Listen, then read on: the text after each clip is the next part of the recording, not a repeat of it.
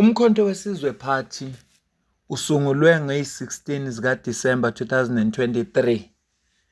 Okusho ukuthi nje uma kushaya umhla ka-16 kuDisemba 2026 uzobe behlanganisa u-3 years. Kulo 2 years in existence usushintshe ama-members abo-SG nje asebeshintshiwe bawu-9, unomvalo ka-9 SG okhona noma ka-10. Abo-Treasurer General baningi abantu beshintshwa even eParliament kuma-legislature. Kodwa ikhona into eyodwa engifike ngayifunda ngabo ukuthi lento eyenzeka lapha kumkhonto weSizwe Party, u-former president we-country oyi-president yawo iqembu umkhonto weSizwe Party wabatshela ama-members wabo akufanelanga engabe lento iyabathusa le yenzakalayo. Ngithe uma ngihlangana nale video ngabona uJacob Zuma is consistent, he's keeping his word. Kulento ayisho kwenzeka yona njengoba asho ukuthi bazokhanda ama-structures but interim, no one is permanent. So meaning noma ubana ngaphelelo umsebenzi noma kunini.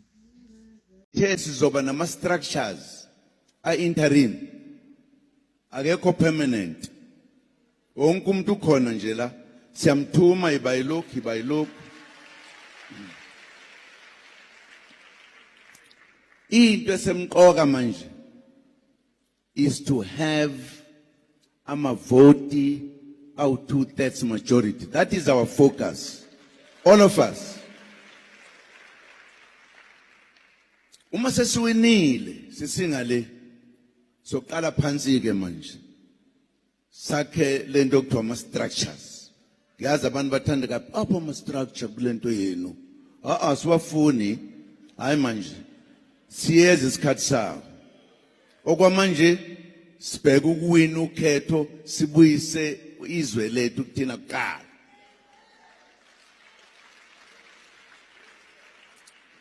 Uma sesiye enkonfeni ukusukela kwi-national kuya phansi ebranchini, akekho umuntu esomkhethe singamazi kahle hle. Ngoba sikho leso sidingo nesingamazi ukuthi uyakwazi ukusebenza na.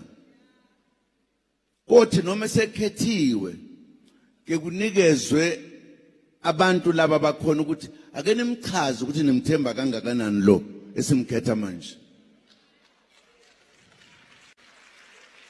Bayikhulumela abantu basho ukuthi ayisiyamazi lo, uyahlonipha, ukhuthele, uyabahlonipha abantu, ukwazi ukubaphatha kahle abantu, anqonywe inkomfa yonke.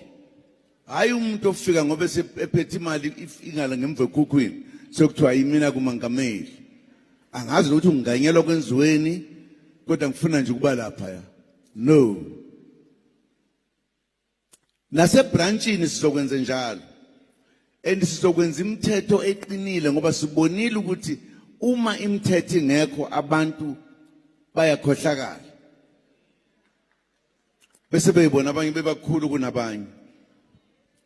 Ngiyajabula ke ngoba sobuya singasesodwa manje sibuya nabefundisi. Ngoba umuzwe echaza ukuthi bazokhanda ama-structures a-interim, ilento esiyibonayo. Yingakho kubona ukuthi kufakwa lokho, kukhishwa lokho, kufakwe lona ngoba unomvalo uchaza kahle mayithi i-trial and error. Since kuyiphathi entsha, so basebenzisa noma ubani, they are testing. Bafaka lo mabembona ukuthi akafithi kule position bamkhiphe, bafaka omunye baphindele bamdeploy kwenye indawo ngoba vele in politics there are no permanent positions. Kodwa inkinga ekhona ke kubantu abahambi ngalendlela iqembu elihlele ngayo. Khumbula phela ukuthi abantu banenhloso zabo, iqembu linenhloso zabo. Abanye beze ngoba bebona amathuba emali. Bafowethu, the truth must be told, singaloku esikhohlisana. MK vele sangenela imali. Mina nje ngiyibeka mina ngesingami ngangenela imali mina bafowethu ku MK. Sinalabangani bami labesangena nabo. Yathi mayiqala uMK ivela. Sathi ke na asiyijoineni lenhlangano ngoba inhlangano entsha. Siyoba bokuqala bayodla ama benefits enhlangano. Singaloko nje sikholisana sizazi ngene lokusebenzela iqembu kwasha kwacema kwavutha amalanga yera ukuthi imali sasizoyidla kanjani kodwa kona sasingene kuzodla imali enhlanganweni bafowethu. Ngeke siloke sikholisana bafowethu. Ngabe uthi sasingenele kona kuye eParliament noma kuba wo premier noma kuba wo minister noma yini. hayi kona vele sasingenela imali ku-MK bafowethu sezwa kuthiwa kena ominister bahola 120,000 ngenyanga sezwa kuthiwa kena iparliament member ihola ngaphe ko-100,000 sasingena ukuthi siyohlala-ke eparliament siyohlala noma singeke senze lutho kodwa kusala imali siyayidla hayi khipha imali sasipenda amarala amaningi ayenziwa yithina lana mfethu siqasha abaculi mfethu siqasha amatekisi mfethu cha vele sasingenela imali ku-MK bafowethu uma utshala imali ulindele kuzophumani wena ngikubuza nje wena utshala amazambane ulindele kuzophumani beetroot sasitshala imali asilindele imali nakhona lapho cha vele sasimina nje vele ngangifuna imali ku-MK bafowethu qiniso lihle ngale kokulonge ngimkhohlisa bafowethu ngithi hayi inhloso yami kawukusebenzela abantu cha abantu sasisobasebenzela phela bafowethu kodwa into eyahamba phambili imali the truth must be told yabona ngaloko nje isikhohlisana mfethu sasingenela imali sinabangani bami la besangena na bathi ngesilungu there is no free lunch. So labantu laba bebesebenza beneyinhloso ezithize ingakho ubona kunomsindo ongakaki kuthiwa ya sisebenzile kwafakwa abanye abantu yingoba inhloso yabo bona bafuna imali. Their main aim is not to serve but ukuthi bona ba benefit.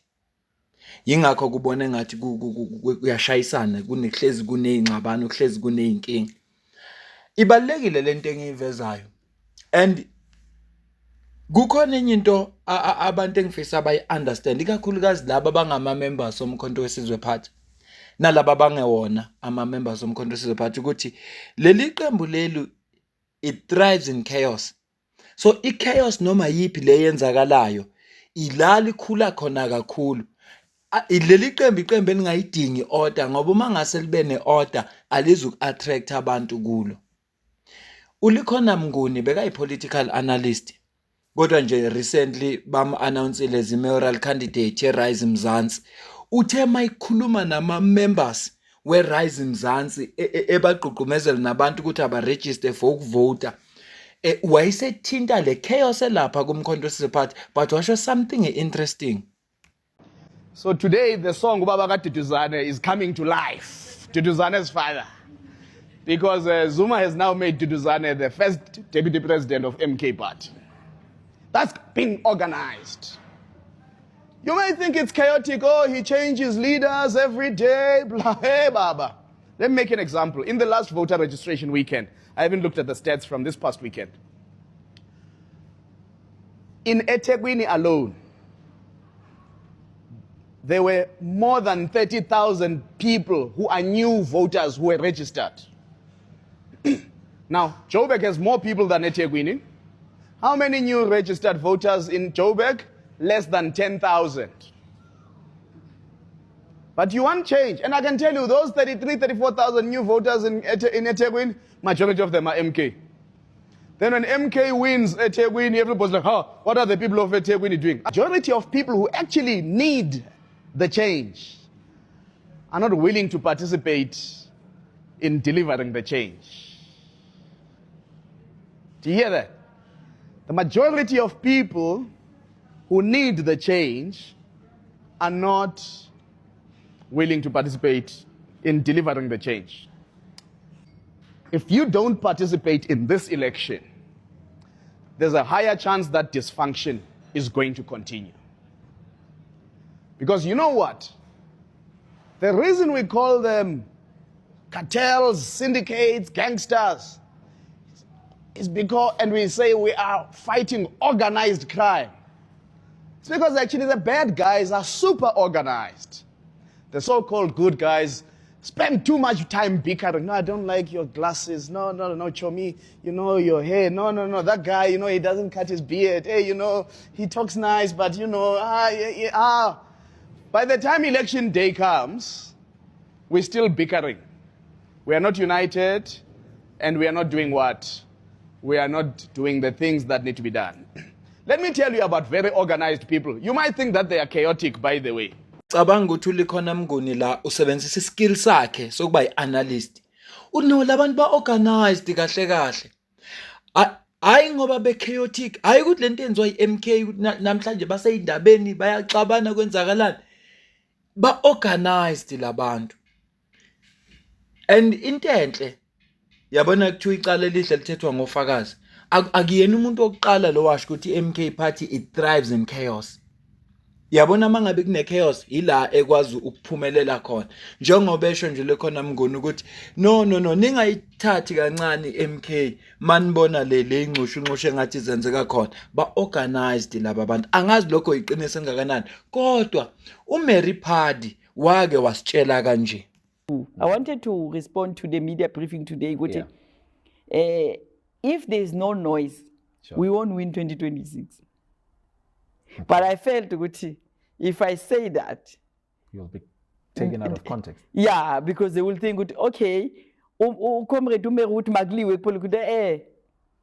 know, in politics, you must windmill everything. As windmill, whether a person is sitting at tavern, a sontweni, a lokshini, business meeting, they're discussing a name. And you need that. So for us to be disrupted by the announcement, it works for us. I wish this matter cannot be resolved. That's why the president is not going to come back. He said 3 weeks, and I told everyone that he's not coming back. So you love this. It's working for politics. It's politics. But don't you think also it's equally killing MK party? No. Creating more in fact, we are registering more and more numbers on a daily basis. If you look at our reports, we submit reports on Tuesdays. The region submit the report on Tuesdays. Every week, they don't give us less than 500 membership. Yes. Can you verify them? Because that's also another issue. Yes, you can verify it. Green Friday, Saturday, there's tables everywhere. Hence, we've bought them gazebos. There's tables everywhere. There's go busy in Mpumalanga. Mary Padi has confirmed into esho likhona Mnguni ukuthi no labantu they thrive in chaos. Angikwenzele example. Ukusungulwa ke-EFF ivele njenge political party disrupta yonke into enomsindo. Besho khona abantu ukuthi no labafana abahloniphi but bebethola 10% kuma vote. Ubona ukuthi abantu abaningi bayabavotela ngoba bebekhanda chaos. Abantu base South Africa bathanda idrama. That's why uPresident Ramaphosa bambona njengopresident obhorayo ngoba kana drama. Abantu base South Africa ngikhuluma ngabantu engibaziyo. Ama-video nomgosi anedrama iwona abukwa kakhulu kunalawa akuthiwa nje akhuluma into ezi straight. Ziningi izinto ezishiwo yi-EFF manje parliament, kodwa abantu abazizwa. Uzozwa bethi i-EFF ayinamsebenzi yengoba abalaleli lento ezikhulunywayo bathanda idrama ngoba bayazi ngedrama. Ngizama ukwenzela nje umzekelo ophilayo ukuthi the time bethatha isinqumo sokuthi no asiseze ukuphazamisa manje sesokwenza izinto ngokukhula kubantu nje abebeyilandela baqalile bathi ayisena impact. Uma ufunda ama comments uzwa kukhulunywa ngayo uvela ubone ukuthi ya nesisesenenkinga yabantu abangazi ukuthi parliament operate kanjani, yabantu abangazi nokuthi kukhona abantu abakutshela ukuthi hayi EFF ayinamsebenzi. Kunje le video MK party angifuni ukukhuluma nge-EFF, kodwa uma ucabanga nje ukuthi yipi political party efuna ekhuluma indaba ye-NSFAS yama graduates angatholanga itificate zawo, abangagraduateanga abangakwazi ukufuna umsebenzi ngama qualifications wabo ngenxa yokuthi ba-okoloda ama-university. Ibhili lefakwe i-EFF ngenza umzekelo yibona abantu abalwa nokuthi kungabi ingakhuphuka iVAT. Kumanje uminister waka finance usecourt ngoba balwela ukuthi indaba ye-fuel levy. But zonke lezo zinto ngoba akuna chaos abantu abazazi. So ulikhona Mnguni uxwayisa laba abakhona beRise Mzansi ukuthi ningahlali ni relax enitshela ukuthi anina competition. Leya chaos leya i-chaos yamabomu, i-chaos ezokwenza ukuthi labantu kube khona abakunqobayo. Ngiyacabanga ukuthi khona ke esikufundileke kulento le esho likhona Mnguni nale nyaka yenzeka lapha kuleli qembu lalapha eNkandla. Kodwa okukhulu kunakho konke yonke lento eyenzakalayo former president uJacob Zuma wakhuluma ngayo before ukuthi bona bazokhanda ama-structures a-interim ngoba inhloso yabo ukuthi bathole bawina ama-elections. So uma ubona kushintshwa abantu yingoba vele wayisho njalo kwasekuqaleni okwakho nje ukuthi wena abekho stable. Okwakho nje ukuthi wena abekho stable. Mina nawe sidibane kwivideo elandelayo.